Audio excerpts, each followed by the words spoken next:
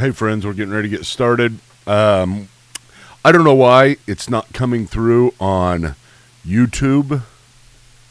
I'm not seeing it come through on YouTube. It should be. It's all set up to. So I guess I can't say if you're coming to us on YouTube. Sorry, but I don't know. I don't know what to do. But we'll get it figured out. I'll get it figured out. I'm pushing this through Restream. And it's all set up, and then just suddenly it doesn't go through to YouTube anymore. So, okay, let's go ahead and get started here. Hey, welcome to Through Theology in a Year. I'm Michael Patton, and this is Theology Unplugged. And if you're joining us for the first time, we've already gone through 3 sessions. This is our 4th session. And we're going through the entire theology program, if you're familiar with that. But really, we're going through all of systematic theology in 1 year. So, trying to pull this off, we'll see if I can do it, because there is a whole lot to go through. And I get excited, and I don't go that fast sometimes. You know, theology is exciting. It really is. So hopefully you're gonna catch up. If you haven't caught up, I guess you're okay getting in right now. I mean, we're defining what is theology, but I'd rather you go back and take a look at some of the kind of methodology and how we're approaching this. Last time, at least, we talked about irenic theology and the importance of irenic theology, and that is, we're going to approach this thing representing the best I can, representing all viewpoints of any traditions that are relevant both in a contemporary way or a historic way, either one of those. I'm not saying I'm going to represent all views, period. There's some views that just I'm not going to represent. But I'm updating. Those of you who have been through the theology program before, you'll notice this is an updated version of it. There's going to be a lot of updates, especially next session. But doing a lot of updating, the nice thing is, like I said before, theology doesn't need much updating. So I could teach it just the way I had it then. There's a few things that I'd have to tweak, but not much. But I'm updating it because, hey, I've been studying theology for 20 more years since I made this. And, hey, I'm kind of proud of myself for how I did within just a few years after seminary. But my whole goal is to take seminary and say, listen, what we did in seminary, what I learned in seminary, I want to give it to other people, and that's always been my dream. It's been my passion. It's everything that I'm about. So if you are coming to us now for the first time, please subscribe in whatever manner you can. Listen, this also comes through on Spotify and your favorite podcast catcher. Hopefully we've got them all covered. I'm not positive they're all covered, but at least Spotify, iTunes, and the YouTube one or the Google one. I can't remember what it is now, but it should all be coming through on each one of those. And if you want to catch us live, I can't tell you the exact time we're doing this live every day yet, because I'm kind of practicing out different times to see how we can, maximize our people in the audience. I'm looking at the audience board right here, and I don't see who's here, but I do see your chat if you want to chat. So if you are coming to us for the first time, you can subscribe on any of those podcasts, and it'll come through, should come through the next day, like this one will come through the next day, or you can catch us live. Just look for us. Like I said, YouTube isn't working right now, but I'm on Facebook, on Twitter, coming through live on both of those. Okay, let's go ahead and get started. We are going to talk about theology today. I mean, we're going to define theology. So I'm going to try to give you the best definition I can of theology, and help you to understand how we're defining theology as we move forward. So let's move forward here. Defining theology. What does it mean to do theology? That's an interesting thing. I remember a long time ago, I first heard somebody say, do theology. You need to do theology well. I've never seen theology put in a verb type like that. Do you do theology? Is that what you do? Or is it a body of information? It's kind of like science. When you talk about science, there's a big question. Is science a body of information that scientists have discovered, or is it a methodology? Now, if you have any worth in this area, if you know what you're talking about, you know science is a methodology. It is not a data bank of information, although the data bank is important, but that's not what science is, because that data bank is continually being updated. Now, with theology, it's interesting because it's a little bit different.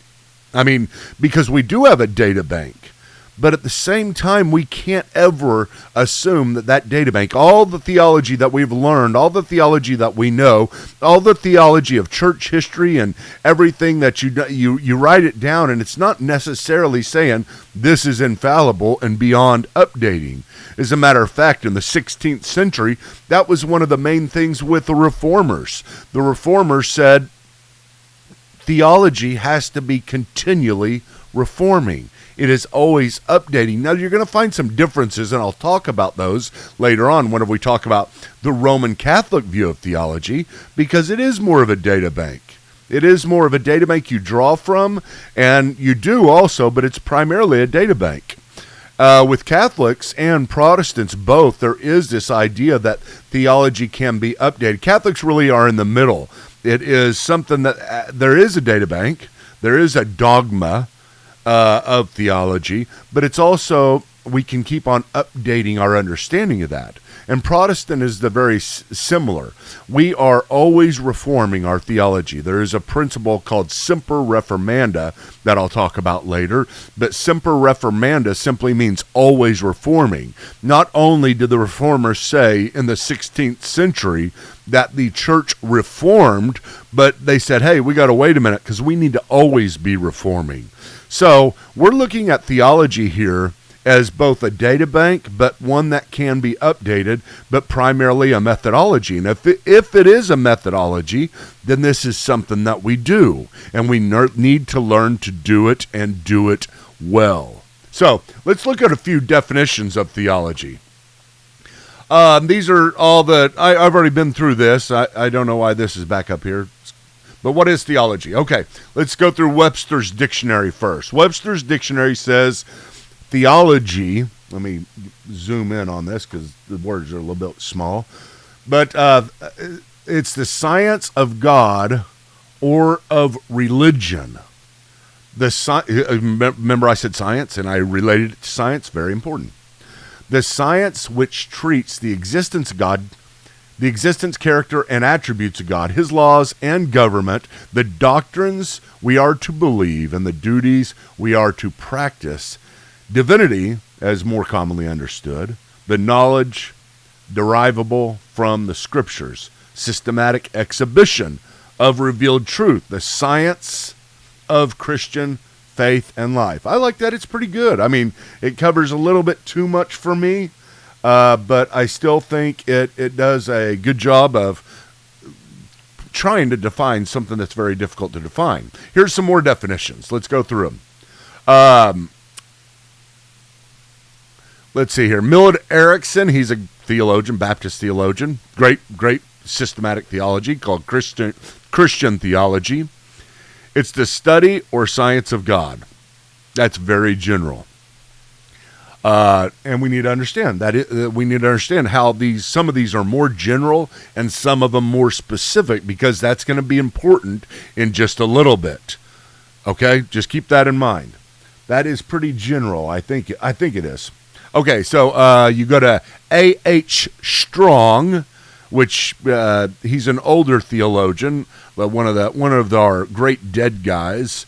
The science of God and the relations between God and the universe. I think you got a little bit more specific there, because it's not only the science of God, but it's of his relations between God and the universe. Let's go all the way to the other side where it's Augustine. Rational discussion respecting God. So listen to this. This is very common in theological circles, is just to call theology a discourse about God. Discussing about God. A movement to where we are thinking about God and going back and forth in our understanding of God. That is what Augustine used there. Rational discussion respecting God. So that was much more general, because it didn't even use the word science. It wasn't even really talking about a methodology. It went even more general and saying it's just discussing God. That's theology. Thomas Aquinas says the science of the things of God. The science. You get science, there's science again. Important. It is a science that proceeds from principles revealed by God, and its purpose to make known the truths revealed by God. So this is a science. Thomas Aquinas goes within his kind of his philosophy of the day, and what science is and how he understood it, and he understood it very properly with his day. Now look over here at Charles Ryrie. Charles Ryrie is, I think, the most. I like him. I like Charles Ryrie. You may laugh at me using Charles Ryrie, a dispensationalist, but I went to Dallas Theological Seminary. Come on, I cut my teeth on Charles Ryrie. Okay, so Charles Ryrie says theology is thinking about God and expressing those thoughts in some way. I think that's the most general. It's just thinking about God. So if you do it that way, if you say it's thinking about God and then expressing those thoughts in some way, whether it be through your life or your actions or whatever it may be, then you're just basically what it comes down to is everybody's a theologian. Because you may sit here and you say, gosh, we're going to listen to Michael Patton. He's a theologian talking about theology. Well, you're a theologian too. Everybody, according to Charles Ryrie at least, who has thought about God and expressed those thoughts in some way is a theologian. Let me get to the next one. So who is a theologian? Because that's the important part. We need to ask who is a theologian. Okay, anyone who's asked the ultimate questions of life, if you've ever asked these questions in any sense, why am I here? What am I doing here on this planet? What is my purpose? What is life? When we talk about life, what makes us different than rocks? That's a theological question. Metaphysical, yes, but metaphysical is just another word for theology in many ways. As a matter of fact, they used before we even came up with the word theology, that's all we used was metaphysics. What happens after death? If you've ever thought about that, you've ever thought about death in any sense, the mystery of death. I remember whenever my daughter was very young, and I've told this story before, but it's a good story. Whenever she was very young, and we had this rabbit, and my first daughter, and Caitlin, she had this rabbit, and it ran around, and it was just our first pet, or her first pet. At least I think it was our first pet. But anyway, one day I woke up and that rabbit was sitting on our front porch, and a dog was nice enough to drop him off after he killed him, or a cat. I don't know. I guess it's a cat, because our cats drop off rabbits to our front door all the time. We get good gifts every single morning. But I guess it was a cat. But he dropped it off at the front door, and I buried it really fast because I didn't really know how to tell Caitlin. And then Caitlin was asking about it, saying, hey, where's the rabbit? Where'd it go? And I said, well, let me show you. And I thought, well, let's turn this into a teaching moment and try my best to help explain to her the reality of death for the first time. And it was the first time.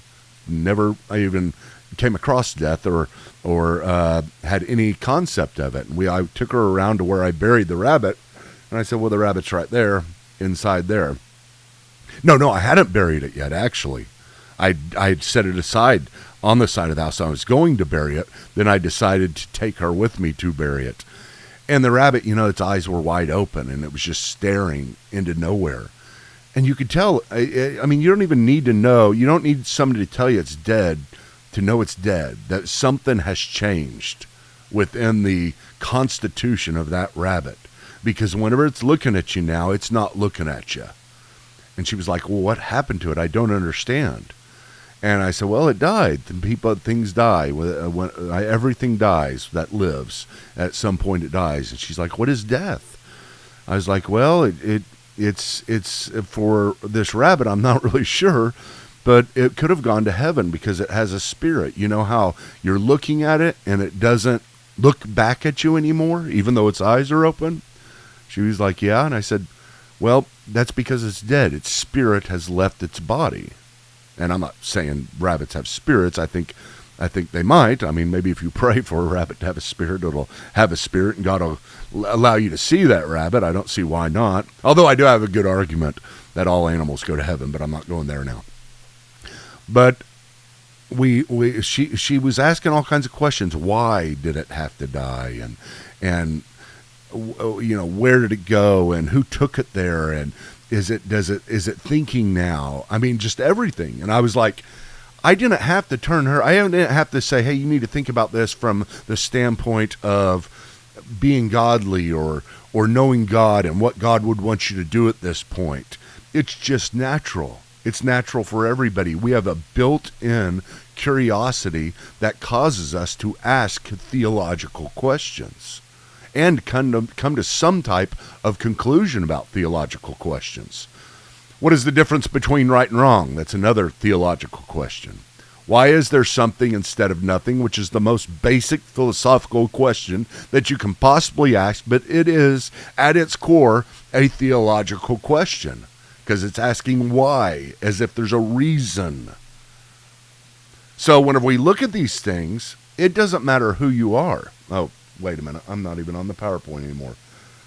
It doesn't even matter who you are, because you have asked these questions, and you may say, I'm not really a theologian, Michael. And I would say, yes, you are. You've asked all of these questions before. Yeah, but I haven't come to any conclusion about it, Michael. I don't know what I believe about these things, so I'm not a theologian. That's a theology. Why don't you know?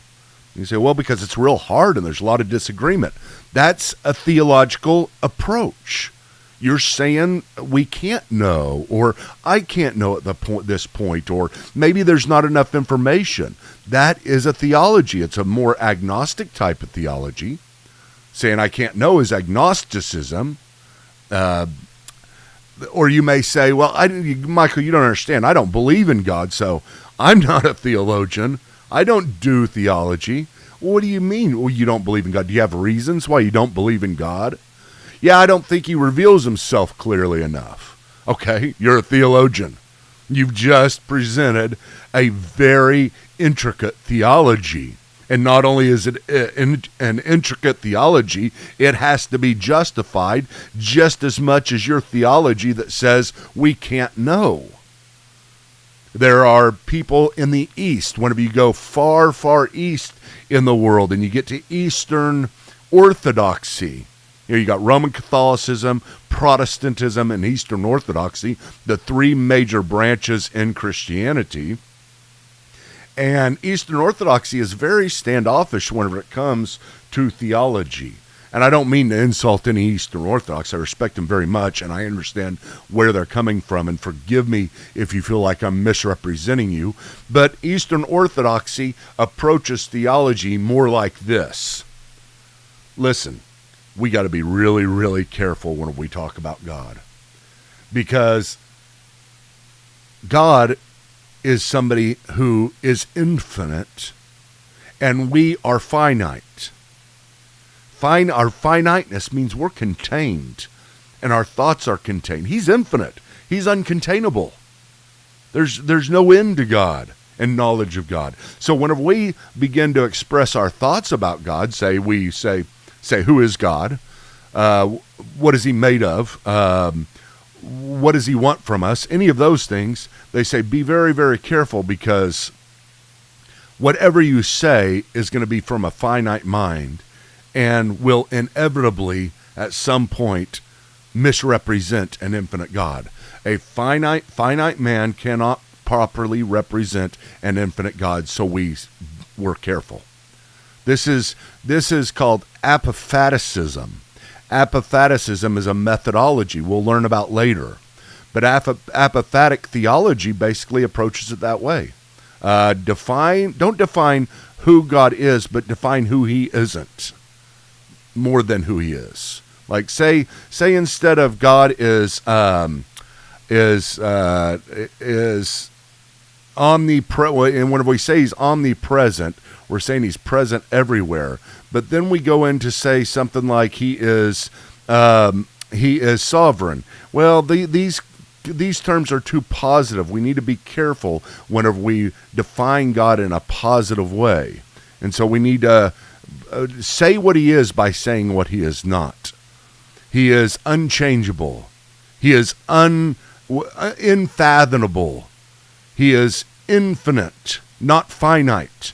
So you see, you define who God is by saying what he's not. Therefore, you're careful. But anyway, I say all that to say this, that Eastern Orthodoxy has a very particular theology that is more standoffish in defining too much. They don't write big systematic theology books. You probably won't find a Through Theology in a Year like I'm doing here. It may be just reading the church fathers. That's it.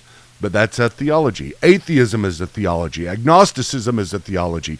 All theology has to be defended.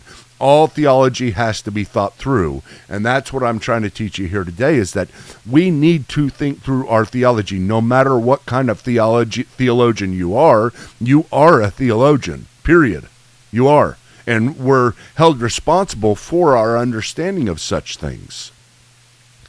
And so therefore, if this is the most important thing, and I argue that it is, no matter what, I mean, we're talking about the meaning of life, the meaning of creation, who or what created us, if anything. These are all ultimate questions, and the ultimate questions can't be skirted over just because you think, well, we can't really know them. How do you know you can't really know them? Have you studied to the point where you know you can't really know them? Do you have an argument to say that you can't really know these things? You see, everybody is a theologian, and it's not a matter of whether or not you're a theologian. It's whether or not you're going to do theology well. One wag, and I put this down as a wag here on the PowerPoint, but one, and the reason why I say wag, because I don't remember who said this, but one wag said, the question is not who is a theologian, but what kind of theologian am I going to be? Are you going to be a good theologian or a bad theologian? This is a more accurate question because, as one writer put it, not all theology is equal. And that is very true. Not all theology is equal. That doesn't go over well today in our postmodern world. We want to equalize everything and say, yeah, everybody's opinions are equal. They're not. Some people have studied and they have a good methodology. And whenever you hear from them, you need to listen. Some people haven't studied. They don't know what they're talking about. They're bad theologians. They're theologians, but they're bad theologians. And we need to do this better than we do anything on this planet. This is the most important subject because we're talking about the ultimate metaphysical questions of life. Okay. R.C. Sproul said, we may live in the most anti-intellectual period in the history of Western civilization. Okay? There's a surprise coming at the end, okay? We may live in the most anti-intellectual period of Western civilization, meaning people hate to act like we can know things and to try to push towards knowing things. It's all about relativizing everything. It's all about saying everything's equal and it doesn't matter. It's as long as your opinions are sincere, as long as your beliefs are sincere. It's like a Peanuts cartoon many years ago. I think it was Charlie Brown who came up to Lucy, and he said, "Do you believe in the East, or do you believe in the the Great Pumpkin?" I think it was the Great Pumpkin. I don't know what that was, but anyway, do you believe in the Great Pumpkin? And she said, it doesn't matter what I believe as long as I'm sincere. And if you believe in the Great Pumpkin, that's fine, as long as you're sincere in your beliefs. Basically, she's saying it doesn't matter whether it's real or not. That's just not true. We must have a passion, indeed hearts on fire, for the things of God, but that passion must resist with intensity the anti-intellectual spirit of this world. Now here's the surprise. That was written in 1982. Can you believe that? 1982, and we are still living in this. We're living in the outgrowth of it. We can see it every day in every area, the anti-intellectualism. Everything has become relative, and it doesn't matter whether you have arguments or good arguments, as long as you're sincere. Okay, so that is defining theology. My purpose today has only been to convince you that you are a theologian. I needed to do that because we can't move forward if you don't believe you are a theologian. Now, the methodology is all what we're going to have to get at as we go through this. I'm not saying you're going to trust me. I'm not saying you trust me yet. I'm trying to do my best to build a case that eventually says, hang with me. Okay? I'm going to give you, I'm going to teach you broadly, and I'm going to give you the best arguments for everything in all theologies that are relevant, both in a contemporary way and a historical way. That is my commitment to you.